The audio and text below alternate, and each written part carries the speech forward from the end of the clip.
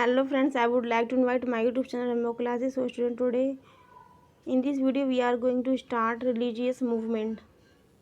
क्या student? Religious movement, religious movement के बारे में स्टूडेंट आज हम पढ़ेंगे। देखिए, रिलीजियस मूवमेंट मैंने आपको क्वेश्चन करवा रखे हैं, क्वेश्चन 50 क्वेश्चन करवा दिए हैं। और क्वेश्चन 50 की जो सीरीज़ है स्टूडेंट, मैं आपको हर बार 10 क्वेश्चन की सीरीज़ स्टूडेंट लेकर के आ रही हूँ। तो 10 क्वेश्चन की सीरीज़ में हम आगे बढ़ते हैं और चलते हैं। और लास्ट क्वेश्चन के मैं आपको रिकॉल करवाऊँ तो लास्ट क्वेश्चन हमारा क्या था। तो देखिए, आप बताइए, लास्ट क्वेश्चन में आपको जो पढ़ाया था, तो बताइए लास्ट क्वेश्चन क्या था 50 क्वेश्चन का। तो यदि आपको ध्यान हो, लास्ट क्वेश्चन 50 का मैंने आपको पढ़ाया था माध्यमिक दर्शन। माध्यमिक दर्शन क्या पढ़ाया था मैंने आपको? माध्यमिक दर्शन पढ़ाया था। और माध्यमिक दर्शन के मैंने बताया था आपको, जो माध्यमिक दर्शन है स्टूडेंट, माध्यमिक दर्शन का जो कॉन्सेप्ट है वो किसने दिया था। यदि आपको ध्यान होगा इसका आंसर, तो मैंने आपको पढ़ाया था लास्ट वीडियो में नागार्जुन। पढ़ाया था मैंने आपको नागार्जुन। ओके, राइट आंसर, ठीक है आपका। उसके बाद में मैंने आपको कहा था कि नागार्जुन के द्वारा इसका माध्यमिक दर्शन के अलावा भी एक दूसरा नाम है। बताइए नाम क्या था? बताइए दूसरा नाम क्या था इसका? माध्यमिक दर्शन का दूसरा जो नाम था वो था शून्यवाद। क्या था स्टूडेंट? शून्यवाद। क्या था स्टूडेंट? शून्यवाद जो था नाम था, नागार्जुन ने माध्यमिक दर्शन जो दिया था, माध्यमिक दर्शन का एक जो अन्य नाम था वो शून्यवाद भी था। ठीक है स्टूडेंट। अब मैंने आपको बताया था कि नागार्जुन द्वारा और भी कई सारे रचनाएं हैं जो बहुत ज़्यादा फेमस हैं। वो रचनाएं कौन कौन सी हैं आपको ध्यान होगा? कौन सी मैंने आपको रचना करवाई थी? माध्यमिक करवाया था मैंने आपको, माध्यमिक कारिका करवाया था। ध्यान आपको, मैंने करवाया था माध्यमिक कारिका। उसके बाद दूसरी जो थी वो थी शून्यता सप्ततति। शून्यता सप्ततति। उसके बाद में एक और थी, वो बताई थी मैंने आपको, विग्रह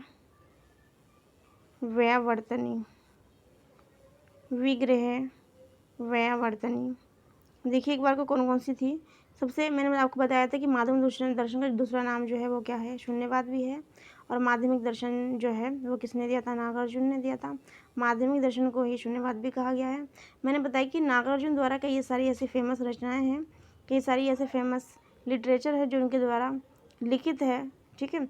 तो पहला क्या था मैंने आपको पढ़ाया था माध्यमिक कारिका। क्या है स्टूडेंट?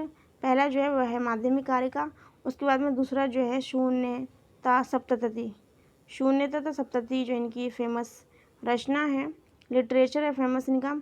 उसके बाद में थर्ड की यदि बात की जाए तो क्या है? विग्रह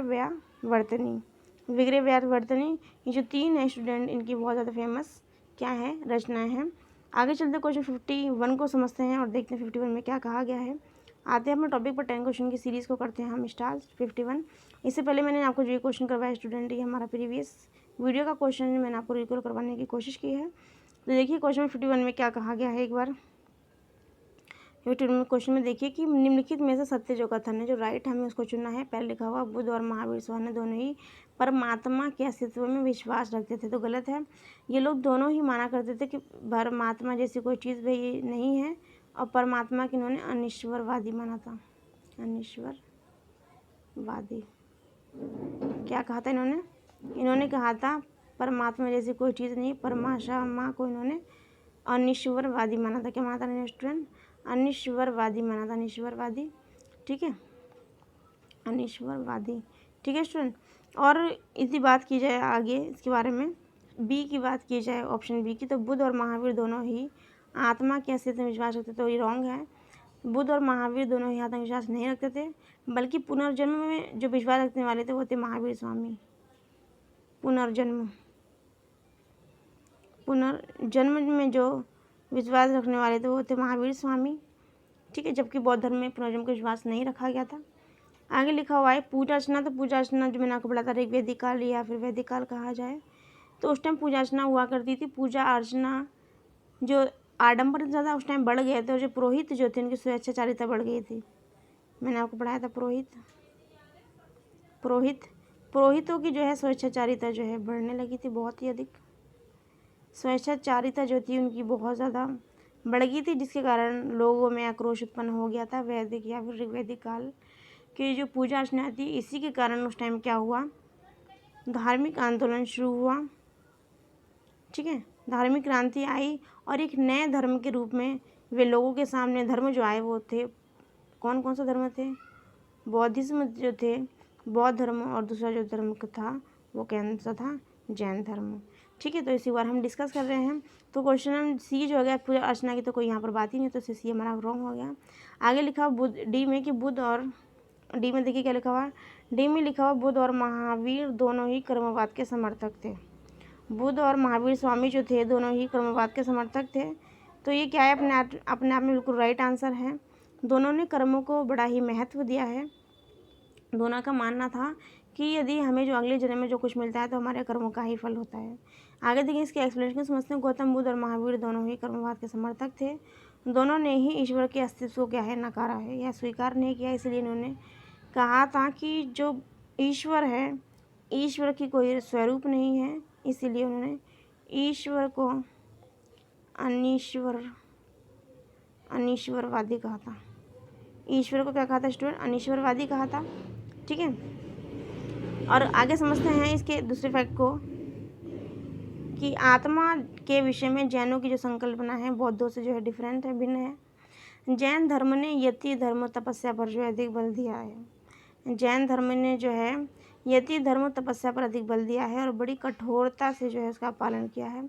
जबकि बुद्ध ने जो यति नामक का धर्म जो है उसकी निंदा की है और अपने शिष्यों को मध्यम मार्ग का अनुसरण करने के लिए कहा है। अब माइंड के अंदर क्वेश्चन आता है कि जो मध्यम मार्ग स्टूडेंट वो क्या है, तो मध्यम मार्ग को हम डिस्कस करेंगे। मध्यम मार्ग क्या है, मैंने प्रीवियस वीडियो में दिया, आप देखेंगे तो आपको मिल जाएगा। मध्यम मार्ग किसे कहा है, मध्यम मार्ग में इन्होंने बताया है कि अधिक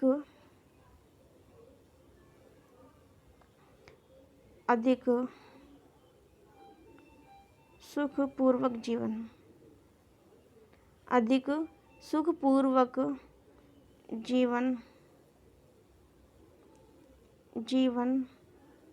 व्यतीत करना, अधिक सुखपूर्वक जीवन व्यतीत करना, या फिर इसे ये यूँ कहा जाए कि अत्यधिक, दूसरा देखिए मैं बताती हूँ, अत्यधिक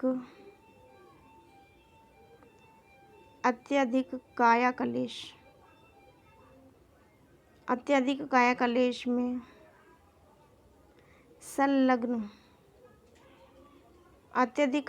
संलग्न होना। तो इन्होंने का मानना था कि जो काया है उसका एक दिन अंत है, एक दिन उसको मिट्टी में ही मिल जाना है। तो इसलिए इन्होंने कहा कि ना ही हमें अधिक सुखपूर्वक जीवन व्यतीत करना चाहिए और जीवन व्यतीत नहीं करना चाहिए।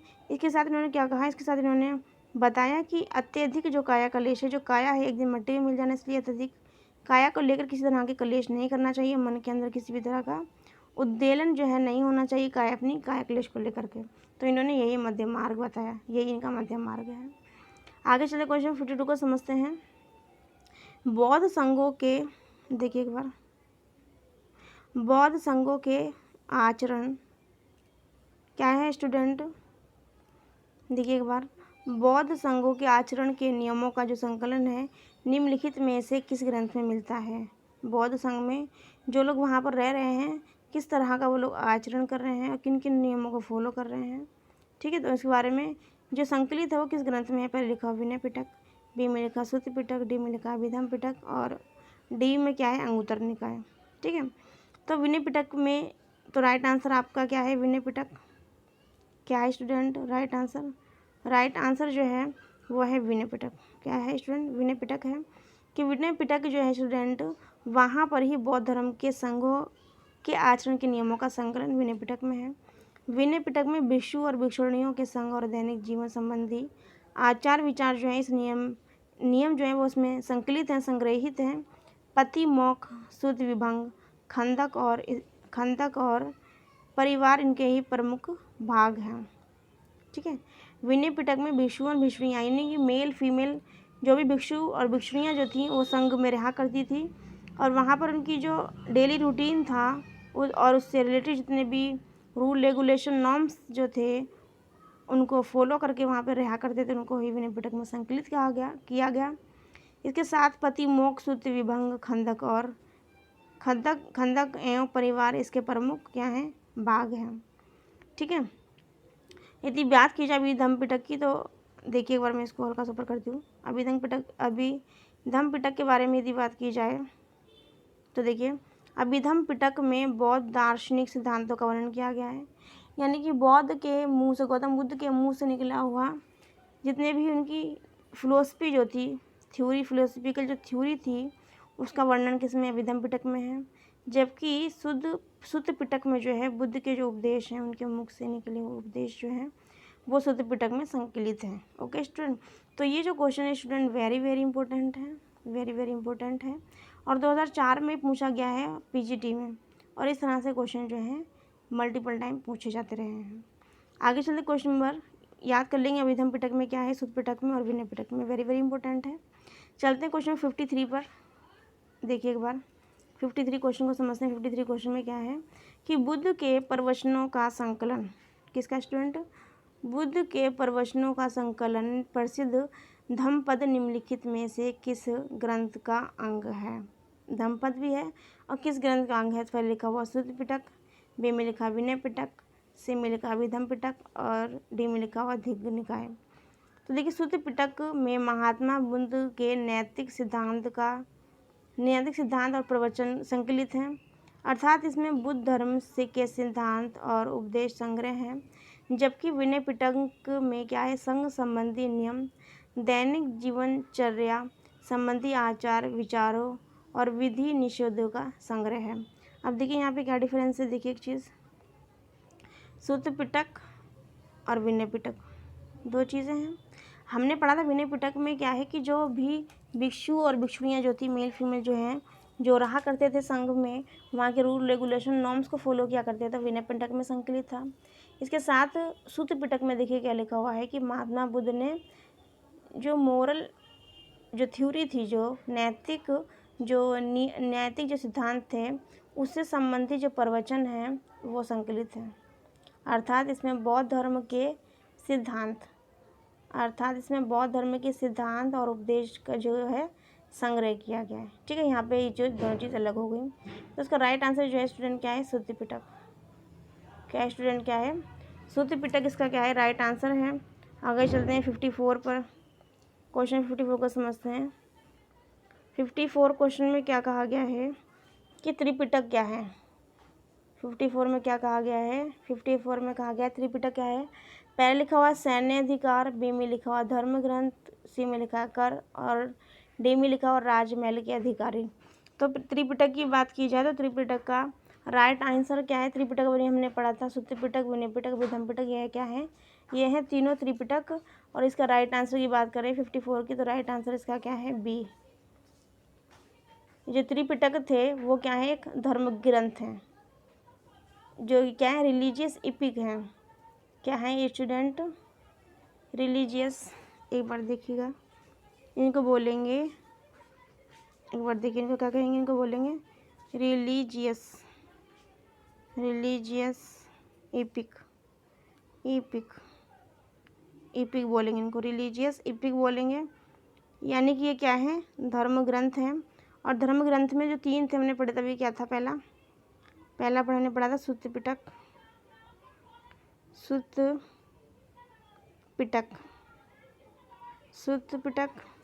उसके बाद में दूसरा क्या था, विनय पिटक, सुत्त पिटक, विनय पिटक, उसके बाद हमने क्या पढ़ा था, अभिधम पढ़ा था हमने। ओके स्टूडेंट, तो ये क्या है, हमारे तीनों जो हैं ये त्रिपिटक इनको कहा गया है।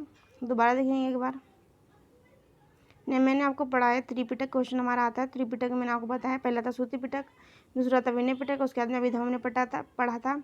विनय पिटक में क्या था, विनय पिटक में हमने पढ़ा था कि वहाँ पर जो संघ था उसमें जितने भी भिक्षु भिक्षुणियाँ रह रहे थे, वहाँ पर रहते हुए जिन जिन नॉर्म्स रेगुलेशन को फॉलो करते हुए वहाँ पर जीवन निर्वाह किया था, तो उनको बोलते थे विनय पिटक। उसके बाद में सुत्त पिटक जो था, सुत्त पिटक में क्या था, बौद्ध गौतम बुद्ध जो थे उनके उपदेश थे, क्या थे उसमें? उपदेश थे। क्या थे स्टूडेंट? उपदेश थे। और अभिधम पिटक की यदि बात की जाए तो अभिधम पिटक के बारे में अभी हम आगे डिस्कस करेंगे और समझेंगे। ठीक है, तो देखिए एक बार, तो 54 क्वेश्चन का जो आंसर है वो क्या स्टूडेंट? बी है। क्या स्टूडेंट? बी है। और देखिए इसकी एक्सप्लेनेशन को एक बार समझ लेते हैं, किसकी? 54 क्वेश्चन की जो है एक्सप्लेनेशन को एक बार समझते हैं कि 54 क्वेश्चन की जो एक्सप्लेनेशन है वो स्टूडेंट इसमें क्या लिखा हुआ है? लिखा हुआ है कि त्रिपिटक जो है बौद्ध ग्रंथों में सर्वाधिक जो है महत्वपूर्ण है। त्रिपिटक जो है स्टूडेंट बौद्ध ग्रंथों में सर्वाधिक जो है स्टूडेंट महत्वपूर्ण है। बुद्ध की मृत्यु के बाद उनकी शिक्षाओं का जो संकलन है वो 3 भागों में बढ़ गया। इन्हीं को ही त्रिपिटक कहा गया। ये पहला है विनय पिटक, जिसमें संघ संबंधी नियम लिखे हुए हैं और आचार की शिक्षा लिखी हुई है। सूत्र पिटक के अंदर क्या है? धार्मिक सिद्धांत। और अभिधम पिटक में क्या है? दार्शनिक सिद्धांत। फिलोसफिकल थ्योरी जो है, फिलोसॉफिकल जो थ्योरी है वो किस में है? अभिधम पिटक में। किस में? अभिधम पिटक में। मैंने भी आपको पढ़ाया था। ये क्वेश्चन होता है कंप्लीट। हमारा चलते 55 क्वेश्चन पे। कौन से क्वेश्चन में? 55 क्वेश्चन में देखिए क्या लिखा हुआ है। एक बार मैं इसको इरेज कर देती हूँ। 55 क्वेश्चन पे देखिए क्या कहा गया है। 55 क्वेश्चन में कहा गया है कि बौद्ध दर्शन का दार्शनिक विवेचन जो है किस ग्रंथ में है? बौद्ध दर्शन का यहाँ पे आ गया। तो पहले लिखा हुआ है सूत्र पिटक, बी में लिखा हुआ है विनय पिटक, और सी में लिखा अभिधम पिटक, और डी में लिखा जातक कथा। तो राइट आंसर की बात करें तो राइट आंसर इसका क्या है? अभिधम पिटक, यानी कि सी जो है इसका राइट आंसर है। अभी हमने पढ़ा था। ये देखिए 54 क्वेश्चन की जो एक्सप्लेनेशन इसमें लिखा हुआ है अभिधम पिटक। लिखा हुआ है इसमें दार्शनिक सिद्धांत, फिलोसॉफिकल जो थ्योरी जो थी तो किस में संकलित है? अभिधम पिटक में संकलित है। 55 क्वेश्चन का आंसर क्या स्टूडेंट? सी है हमारा। आगे चलते 56 पर। विनय पिटक का संकलन किसके द्वारा किया गया? विनय पिटक का संकलन जो है किसके द्वारा किया गया? तो ऑप्शन पहले लिखा हुआ महाकश्यप, बी में लिखा है मोगली पुत्तिस, और डी में लिखा हुआ आनंद, और सी में लिखा उपाली। तो यदि बात की जाए विनय पिटक का संकलन जो है वो किसने किया था? उपाली ने किया था स्टूडेंट। यानी कि 56 आंसर का जो राइट आंसर वो क्या है? सी। विनय पिटक का जो संकलन है उपाली द्वारा किया गया था। इसमें भिक्षु और भिक्षुणियों के संग और दैनिक जीवन संबंधी आचार विचार और जो है नियम क्या है? संकलित हैं।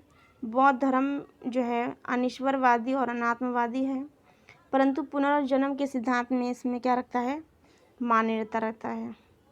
पुनर्जन्म में क्या क्या रखता है? विश्वास रखता है। बौद्ध धर्म के त्रिरत्न जो हैं बुद्ध धम्म और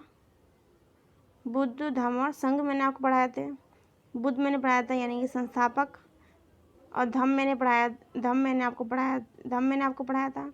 उसके बाद मैंने आपको पढ़ाया था संघ। ठीक है, तो धम्म बुद्ध और संघ मैंने आपको पढ़ाया था। उसके साथ मैंने आपको पढ़ाया था चतुर्थ बौद्ध संगीति के समय। क्या? चतुर्थ बौद्ध संगीति के समय। देखिए एक बार, चतुर्थ बौद्ध संगीति के समय में बौद्धों ने संस्कृत के रूप में भाषा को अपनाया था। चतुर्थ बौद्ध संगीति के समय में बौद्धों ने संस्कृत के रूप को भाषा के रूप में अपनाया था।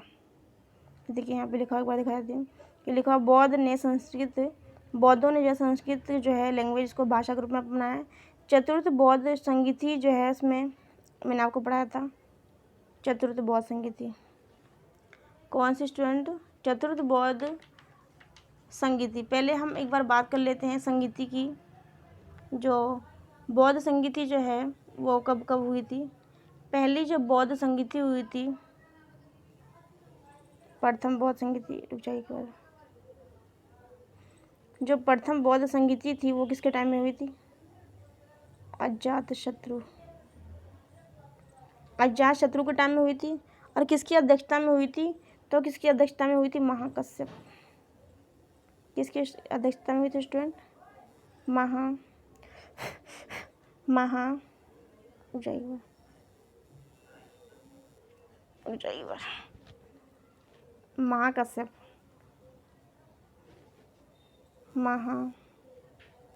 महाकश्यप। अरे भाई क्या हुआ? महाकश्यप देखिए लिखा नहीं जा रहा है, इससे पता नहीं क्या हो गया। बता रही हूँ आपको, महाकश्यप। अजातशत्रु उसके बाद में महाकश्यप के टाइम में हुई थी। महाकश्यप, पानी पड़ गया स्पेशली, वैसा हो रहा है पसीने की वजह से। महाकश्यप, अरे भाई क्या हुआ, पेट दुआ से लेना पड़ेगा। किसके टाइम में हुई थी? पहली जो बौद्ध संगीति हुई थी स्टूडेंट, प्रथम बौद्ध संगीति अजातशत्रु के टाइम पीरियड में हुई थी। ध्यान रखना आपको, अजातशत्रु में शॉर्ट में देती हूँ। और महाकश्यप के टाइम पीरियड में हुई थी। महाकश्यप डबल से बनेगा, ठीक है। महाकश्यप के टाइम पीरियड जो सेकंड जो बौद्ध संगीति जो हुई थी वो किसके टाइम में हुई थी? द्वितीय जो बौद्ध संगीति थी कालाशोक के टाइम में हुई थी। वहाँ का शासक था उस टाइम पर कालाशोक। कौन था? कालाशोक। और जो किसकी वहाँ का सम्राट था कालाशोक, और जो जिसकी अध्यक्षता में हुई थी वो कौन था? सुबुकामी। अरे भाई क्या हो रहा है इसमें? सुबुकामी क्या था स्टूडेंट? सुबुकामी। तीसरे जो वो हुई थी बौद्ध संगीति, तीसरी जो बौद्ध संगीति, देखिए मैं यहाँ पर देती, तीसरी जो बौद्ध संगीति हुई थी, पसीने गिरने की वजह से फ़ोन ऐसा चल रहा है। तीसरी जो स्टूडेंट बौद्ध संगीति जो हुई थी वो किसके शासनकाल में हुई थी? अशोक। आपको ध्यान होगा, अशोक। अशोक, अरे भाई अशोक लिख जा। अशोक के टाइम पीरियड में हुई थी, ठीक है। और उस टाइम जो शासक जो था वो कौन था? मैंने आपको पढ़ाया था, मोगली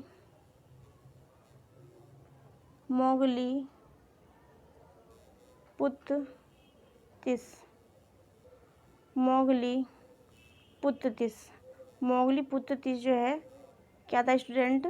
वहाँ का उसकी अध्यक्षता में हुई थी अशोक के टाइम पीरियड में, थर्ड बौद्ध संगीति। और चतुर्थ बौद्ध संगीति की बात की जाए तो किसके टाइम में हुई थी? कनिष्क के टाइम में। एक बार देखिए मैं आपको बताती हूँ, दूसरा पेज लेना पड़ेगा। चतुर्थ बौद्ध संगीति कौन सी स्टूडेंट? चतुर्थ बौद्ध संगीति जो हुई थी वो किसके टाइम में हुई थी? कनिष्क सम्राट थे उस टाइम, कनिष्क के टाइम पीरियड में हुई थी चतुर्थ बौद्ध संगीति। और किसके टाइम पीरियड में हुई थी? तो देखिए किसके टाइम पीरियड में हुई थी चतुर्थ बौद्ध संगीति? तो ये हुई थी वसुमित्र के शासनकाल में, वसुमित्र की अध्यक्षता में, कनिष्क के शासनकाल में, वसुमित्र की अध्यक्षता में जो हुई चतुर्थ बौद्ध संगीति हुई थी। तो कब हुई थी ये बौद्ध संगीति स्टूडेंट? 102 ईसा पूर्व, 102 ईसा पूर्व में। और चतुर्थ बौद्ध संगीति में ही जो है जो बौद्ध धर्म था दो संप्रदाय में बैठ गया था। पहला क्या था? हीनयान, दूसरा था महायान। दूसरा क्या था स्टूडेंट? महायान। हीनयान और दूसरा क्या था? महायान। हीनयान और महायान दो भागों में विभाजित हो गया था। तो ये जो थी हमारी क्या थी? चारों बौद्ध संगीति हुई थी। और देखिए अब इसके बारे में पढ़ते हैं, क्वेश्चन 56 के बारे में, इसके फैक्ट के बारे में समझते हैं एक बार। देखिए कि चतुर्थ बौद्ध संगीति के समय बौद्धों ने जो संस्कृत को एक लैंग्वेज के तौर पर अपनाया। चतुर्थ बौद्ध संगीति के समय ही बौद्ध धर्म जो है स्पष्ट रूप से हीनयान और महायान नामक दो संप्रदायों में क्या हो गया? विभाजित हो गया। इससे पहले हमने जो जितनी भी बौद्ध धर्म के समय जितनी भी संगीतियाँ हुई थी उनके बारे में हमने पढ़ा। तो प्रथम कब हुई थी हमने अभी आपको बताया, द्वितीय, तृतीय और चतुर्थी बात हमने की थी। यदि प्रथम की बात की जाए तो मैंने बताया था आपको अजातशत्रु के टाइम में और अजातशत्रु के शासनकाल में, और महाकश्यप की अध्यक्षता में हुई थी।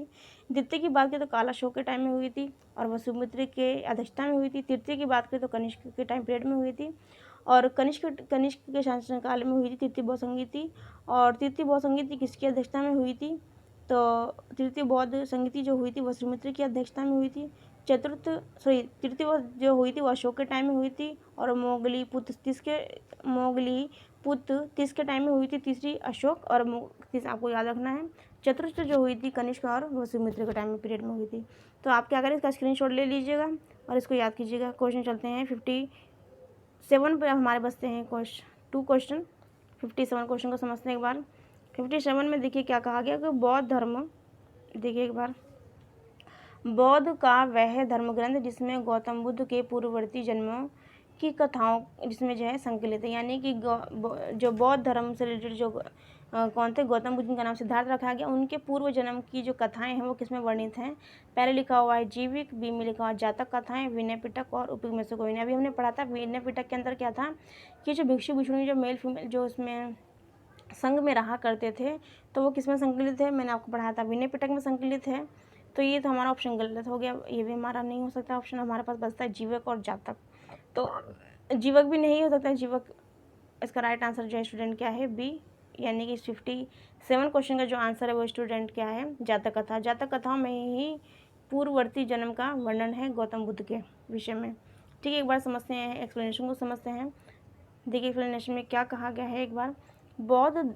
बौद्धों का वह धर्म ग्रंथ जिसमें गौतम बुद्ध के पूर्ववर्ती जन्म कथाएं संकलित हैं जातक कहलाती हैं। यह जो है पाली भाषा में, ये वेरी वेरी इंपॉर्टेंट है। देखिए यहाँ पे संस्कृत लैंग्वेज की बात हुई थी अभी, और यहाँ पे देखिए एकदम से क्वेश्चन क्या डिफरेंट हो गया इसमें कि पाली भाषा। यहाँ पे जातक कथाओं का वर्णन है, जातक कथाओं की जो लैंग्वेज है वो किस लैंग्वेज में लिखी गई है, तो पाली भाषा में लिखा गया। क्वेश्चन वेरी वेरी इंपॉर्टेंट है स्टूडेंट, इसको VVI लिख लेंगे। ठीक है, आगे लिखा हुआ 8 कथाएं जिनको त्रिपिटकों के भाष्य के रूप में लिखी गई हैं।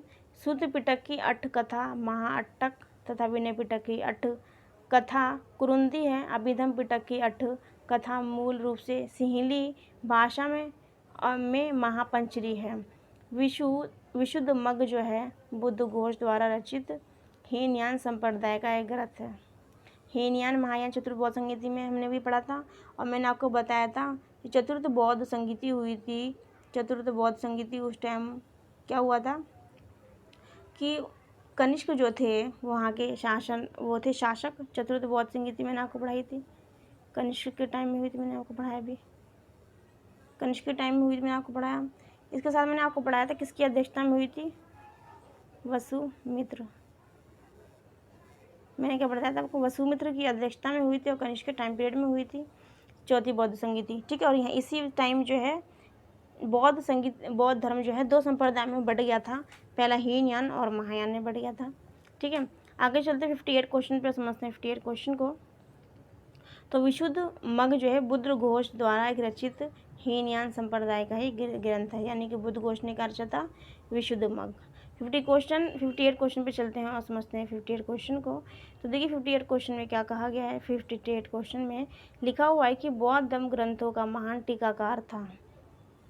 बौद्ध धर्म ग्रंथों का महान टीकाकार कौन था। पहले लिखा हुआ अश्वघोष, बी में लिखा हुआ बुद्ध घोष, और सी में लिखा हुआ वसुमित्र, और डी में लिखा नागार्जुन।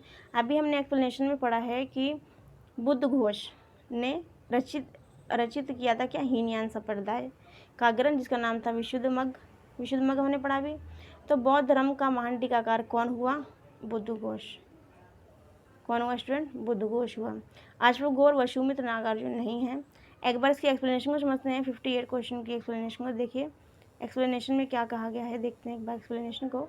क्वेश्चन नंबर 58 की कि महावंश में प्रदत्त जीवन चरित्र के अनुसार बुद्ध घोष जो है बोध गया के निकट एक ब्राह्मण परिवार में जन्मे थे। उनको भिक्षु महामात्र रेवत ने बुद्ध धर्म में दीक्षित किया और श्रीलंका जाकर उनको प्रमाणिक और रूढ़िगत टीकाओं का अध्ययन करने के लिए प्रेरित किया था, जो भारत में उपलब्ध नहीं था। बुद्ध घोष राजा महानामन 403 से 431 ईसा पूर्व के शासनकाल में लंका पहुंचा, जहां उसने महावीर के महापदान कक्ष में संघपाल से टीका और थेरवाद की परंपरा सुनी। बौद्ध ज्ञान के विकास में बुद्ध घोष का सबसे महान योगदान त्रिपिटकों के प्राय सभी ग्रंथों पर विद्वतापूर्ण टीकाएं लिखी थी। टीकाओं को भाष्य भी बोलते हैं, क्या बोलते हैं, टीका को भाष्य भी बोलते हैं। तो ये जो है भाष्य जो टीका जो लिखी थी तीनों ग्रंथों पर, तो किसने लिखी थी, वो लिखी थी बुद्ध घोष ने, और इनका जो है बौद्ध धर्म में बहुत अत्यधिक महत्वपूर्ण योगदान है। ये क्वेश्चन इसीलिए वेरी वेरी इंपॉर्टेंट हो जाता है स्टूडेंट। ओके, आगे चलते हैं। बुद्ध घोष की कृतियाँ जो हैं इसमें देखिए विशुद्धि मग आ गया, देखिए वाला मैंने बताया आपको, विशुद्धि मग भी आ सकता है या विशुद्ध मग आ सकता है, अभी याद रख लीजिएगा। तो उसके बाद में क्या है, सम्मत पासादिका, उसके बाद में सुमंगल विलासिनी, परपंच सूदनी, सारथ पक्कासिनी, उसके बाद में मनोरथ पूर्णी, ये क्या है, इनकी कई सारी रचनाएं हैं बुद्धघोष की। ठीक है, ये जो है इम्पोर्टेंट है अपने आप में बहुत ज़्यादा। इसी तरीके से मैंने आपको अभी पढ़ाई थी नागार्जुन की कई सारी रचनाएं। तो ये रचनाएं स्टूडेंट आपको लर्न करना है, ये जो है वेरी वेरी इंपॉर्टेंट हैं। ओके, आगे चलते हैं। विशुद्धिमग्ग जो है 3 खंडों, एक बार देखिए, विशुद्धिमग्ग जो स्टूडेंट वो 3 खंडों में संकलित है। किसमें स्टूडेंट संकलित है? 3 खंडों में संकलित है। विनय ग्रंथों का विवेचन करने वाली, देखिए विशुद्धिमग्ग 3 खंडों में संकलित है। पहले लिखा आचरण, दूसरा है सांद्रता यानी मन को एकाग्र करने की प्रक्रिया, तीसरा है ज्ञान। ओके, विनय ग्रंथों का विवेचन करने वाली उनकी समत पासादिका और बृहद पुस्तक है, जिसमें टीका के अतिरिक्त प्राचीन भारत के सामाजिक, राजनीतिक, धार्मिक और दार्शनिक जीवन का चित्रण करने के लिए प्रभुत्र सामग्री जो है जुटाई गई है। जो इम्पोर्टेंट है वो इसमें से लर्न कर लेंगे। आगे चलते हैं क्वेश्चन 49 पे, समझते हैं क्वेश्चन 49 को, देखते हैं 59 में क्या कहा गया। इसके बाद में बचता है हमारा एक क्वेश्चन, तो समझेंगे इसको, बहुत ज़्यादा इंपॉर्टेंट है। निम्नलिखित में से कौन सा स्थान बौद्ध धर्म से संबंधित नहीं है? बौद्ध धर्म से संबंधित नहीं है। पहले लिखा हुआ नालंदा, बी में लिखा है सारनाथ और डी में लिखा है बोध गया। तो देखिए पहले क्या लिखा है सोमनाथ, सॉरी बी में लिखा सोमनाथ, पहले लिखा नालंदा, सोमनाथ, सारनाथ, बोध गया। तो राइट नहीं पूछा गया है, नहीं वाले क्वेश्चन थोड़ा सा आपको केयरफुली करना है। तो राइट आंसर जो है इसका नहीं पूछा गया, तो इसका राइट आंसर क्या है? बी सोमनाथ। मैंने आपको पढ़ाया था कि बौद्ध संगीत, मैंने आपको पढ़ाया था ऋषिपत्तनम पढ़ाया था मैंने आपको, ऋषिपत्तनम। इसके साथ साथ मैंने आपको पढ़ाया था वाराणसी। और आपको ध्यान हो तो मैंने कहा था यदि आपके पास ऑप्शन हो और इन तीनों के आसपास ऑप्शन हो तो उसके आंसर यही आएगा। इसमें पूछा गया था इन तीनों में से कौन सा बौद्ध धर्म से रिलेटेड नहीं स्थान है। ठीक है, ऐसा पूछा गया था। तो मैंने आपको बताया था, तो ये भी हो गया सारनाथ। दूसरा क्या है? बोध गया बिहार, ये वहाँ पर भी गए थे। ठीक है, उसके बाद में क्या है? नालंदा। तो इस चीज़ के अपने आप में कहीं ना कहीं एक दूसरे से रिलेटेड है। नालंदा क्या है? बिहार में है, और ये जो है बोध गया से रिलेटेड है। ठीक है, तो इसका राइट आंसर जो स्टूडेंट क्या है? बी है। ओके स्टूडेंट, और यदि बात की जाए गौतम बुद्ध की, गौतम बुद्ध को मैं दोबारा से रिकॉल करवाती हूँ एक बार। गौतम बुद्ध का जो जन्म हुआ था स्टूडेंट, वो कहाँ पे हुआ था बताइए? मैंने आपको पढ़ा था गौतम बुद्ध के बारे में, कपिल वस्तु के निकट मैंने आपको बताया था, लुम्बिनी में। कपिल वस्तु के निकट लुम्बिनी में बताया था आपको। और कब हुआ था? नेपाल की तराई क्षेत्र में 563 ईसा पूर्व। ठीक है, और मैंने आपको बताया था, क्या बताया था मैंने आपको? 483 जो है ईसा पूर्व में जो है इनकी मृत्यु हो गई थी। यहाँ पे हुआ था जन्म और यहाँ पे जो है इनकी मृत्यु हुई थी। 483 उसी क्या बोलते हैं 83 ईसा पूर्व में कुशीनगर में हुई थी, मलगन राज्य में। कहाँ हुई थी? कुशीनगर में हुई थी। इसके साथ मैंने आपको एक चीज़ और करवाई थी, ध्यान हो आपको, जैन धर्म के 23वें तीर्थंकर, 24वें तीर्थंकर और जो है प्रथम तीर्थंकर कौन थे? 23वें जो थे वो स्टूडेंट कौन से थे? पार्श्वनाथ। 24वें जो थे वर्धमान महावीर स्वामी। उसके बाद में जो पहले जो थे वो ऋषभदेव के बेटे का ही नाम क्या था? बाहुबली था, मैंने आपको पढ़ाया था। ठीक है, आगे चलते क्वेश्चन 59 के बाद 60 पे क्वेश्चन में चलते हैं। आज का हमारा लास्ट क्वेश्चन है, 60 क्वेश्चन को देखेंगे एक बार। आज हम 59 के क्वेश्चन की एक बार एक्सप्लेनेशन को भी समझ लेते हैं, समझते चलेंगे इसके एक्सप्लेनेशन को एक बार। देखिए गुजरात में, थोड़ा सा जूम कर लेती हूँ मैं एक बार, देखिए कहाँ कहाँ गया है। गुजरात में खंभात की खाड़ी क्षेत्र में शिव का प्रसिद्ध सोमनाथ मंदिर है। सोमनाथ मंदिर कहाँ स्टूडेंट? कहाँ स्थित है? सोमनाथ मंदिर जो है गुजरात में स्थित है। महमूद गजनबी द्वारा इसे नष्ट करने के बाद चालुक्य शासक कुमारपाल द्वारा इसको पुनर्निर्माण करवाया गया, दोबारा इसे निर्मित करवाया गया। विकल्प में दिए गए 3 स्थान जो है नालंदा, सारनाथ और बोध गया जो बौद्ध धर्म से संबंधित है, जबकि गुजरात जो सोमनाथ या वो रिलेटेड नहीं है। ठीक है, चालुक्य शासक जयसिंह सिद्धराज ने सोमनाथ जाने वाले यात्रियों से तीर्थ यात्रा कर लेना जो है बंद कर दिया था। ठीक है, जयसिंह सिद्धराज ने सोमनाथ जाने वाले यात्रियों से तीर्थ यात्रा कर लेना बंद कर दिया था। हर्षवर्धन ने बांसखेड़ा और मधुबनी अभिलेखों में उल्लेख इस बात का मिलता है हर्षवर्धन का कि 619 ईसा से पहले हर्षवर्धन शैव धर्म का अनुयायी था।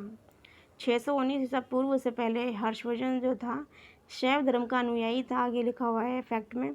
कौशाम्बी का शासक जो था उदयन ने घोषिताराम बिहार भिक्षु संघ को दान में किया था।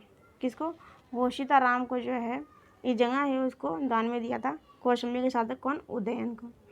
दोबारा समझ लेंगे एक बार इस फैक्ट को, क्योंकि एक फैक्ट जो है मोस्ट इम्पोर्टेंट है। देखिए गुजरात में खंबात खाड़ी जो क्षेत्र में शिव की एक सोमनाथ मंदिर है। क्या है स्टूडेंट? सोमनाथ मंदिर है। महमूद गजनवी द्वारा इसे नष्ट करने के बाद चालुक्य शासक जिसका नाम था कुमारपाल इनके द्वारा इसको क्या गया पुनर्निर्मित किया गया, निर्माण करवाया गया दोबारा से इसका। और जो विकल्प में दिए गए 3 स्थान जिनका नाम नालंदा, सारनाथ और बोध गया जो है वो बौद्ध धर्म से रिलेटेड है, जबकि सोमनाथ जो है रिलेटेड नहीं है। चालुक्य शासक जयसिंह सिद्धराज ने सोमनाथ जाने वाले यात्रियों से तीर्थ यात्रा कर लेना बंद कर दिया था। हर्षवर्धन के बांसखेड़ा और मधुबनी अभिलेखों में उल्लेख मिलता है कि 1619 ईस्वी से पहले हर्षवर्धन जो था शैव धर्म का अनुयायी था। कौशाम्बी का शासक उदयन ने घोषिताराम बिहार भिक्षु संघ को दान किया था। क्वेश्चन में 60 हमारा आज का लास्ट क्वेश्चन है। निम्नलिखित में से बौद्ध धर्म किसकी हिमायत करता है? पहले लिखा है भूखा रहना, बी लिखा है दुख भोग, सी में लिखा है मध्यम मार्ग, सी और डी में लिखा सही मार्ग। अभी मैंने आपको बताया था मध्यम मार्ग का क्या मीन्स है, और गौतम बुद्ध ने मध्यम मार्ग को ही अपना क्या बताया है? इम्पोर्टेंट बताया है। गौतम बुद्ध ने बताया कि बौद्ध धर्म की आधारशिला मध्यम मार्ग है, और मैंने बताया था मध्यम मार्ग मीन्स क्या है? काया कलेश ना करना। इसके साथ मैंने बताया था अत्यधिक सुखपूर्वक जीवन व्यतीत ना करना। उन्होंने क्या बताया? इसका बायोकाट किया है, इसको वर्जित बताया है। आते हैं इसके एक्सप्लेनेशन को, फैक्ट को समझते हैं। गौतम बुद्ध ने चतुर्थ आर्य सत्य जिसको कहा है दुख निरोध का उपाय बताया। इसे दुख निरोध या फिर गामिनी प्रतिपदा कहा जाता है। इसे मध्यम प्रतिपदा या फिर मध्यम मार्ग भी कहते हैं। इसके द्वारा मध्यम प्रतिपदा में 8 सोपान बताए हैं, इसलिए इसको अष्टांगिक मार्ग भी कहा गया है। अष्टांगिक मार्ग किससे कहा गया, क्यों कहा गया, एक बार दोबारा समझेंगे हम। गौतम बुद्ध ने चतुर्थ आर्य सत्य दिए, जिसमें से क्या है? सत्य में दुख जो है निरोध का उपाय बताया है। इसे दुख निरोध गामिनी प्रतिपदा कहा जाता है। इसे मध्यमा प्रतिपदा या फिर मध्यम मार्ग भी कहते हैं। उनके इस मध्यम प्रतिपदा में 8 सोपान हैं, इसलिए इसको अष्टांगिक मार्ग भी कहते हैं। इसके 8 सोपान हैं। पहला है सम्यक दृष्टि, सम्यक संकल्प, सम्यक वाक, सम्यक कर्मा, सम्यक आजीव, सम्यक व्यायाम, सम्यक स्मृति, सम्यक समाधि। अष्टांगिक मार्ग धर्मचक्र परिवर्तन शुद्ध की विषय वस्तु का अंग है। मैंने बताया था गौतम बुद्ध ने जब पहली बार उपदेश दिया था तो वो कहलाता, उसे क्या कहा गया था? धर्म चक्र परिवर्तन कहा गया था। जब उन्होंने पहली बार धर्मचक्र परिवर्तन कहा गया था, जब उन्होंने पहली बार उपदेश दिया था। और जब वो घर से पहली बार जो निकले थे तो उसको कहा गया था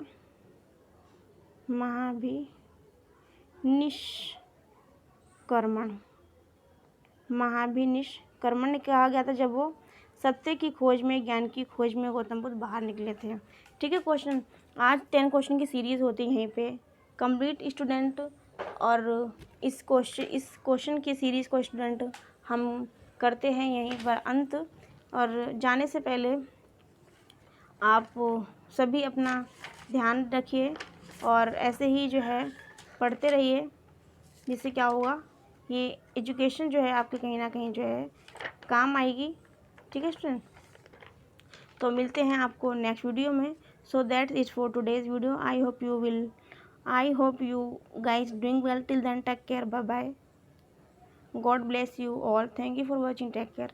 Like and subscribe and feedback me.